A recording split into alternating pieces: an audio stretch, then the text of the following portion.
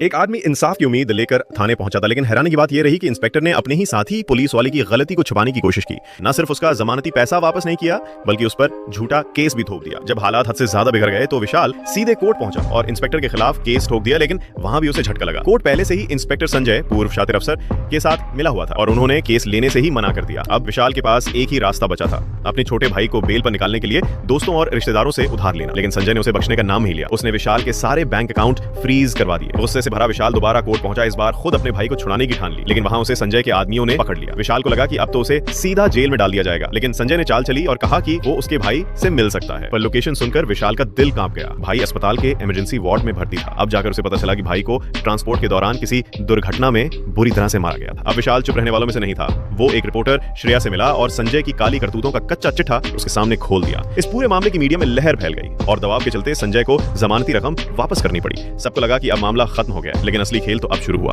विशाल पर हमला हुआ। एक नकाबपोश ने उसे मारने की कोशिश की। शुक्र है कि विशाल की फिटनेस जबरदस्त थी। उसने मौके पर ही उस हमलावर को टेसर गन से ढेर कर दिया। तब जाकर उसे समझ आया कि यह सब कुछ संजय की साजिश थी। वो उसे खत्म कर देना चाहता था। अब विशाल ने ठान लिया कि अब वो पीछे नहीं हटेगा। वो सीधे संजय के घर में घुस गया और उसके जुर्म के सबूत ढूंढ निकाले। लेकिन संजय को शक हो गया और उसने उस रिपोर्टर श्रेया को किडनैप कर लिया ताकि विशाल को ब्लैकमेल करके सबूत वापस ले सके। अब विशाल के पास कोई ऑप्शन नहीं बचा, उसे झुकना पड़ा। लेकिन अंदर से वो जानता था कि संजय उसे और श्रेया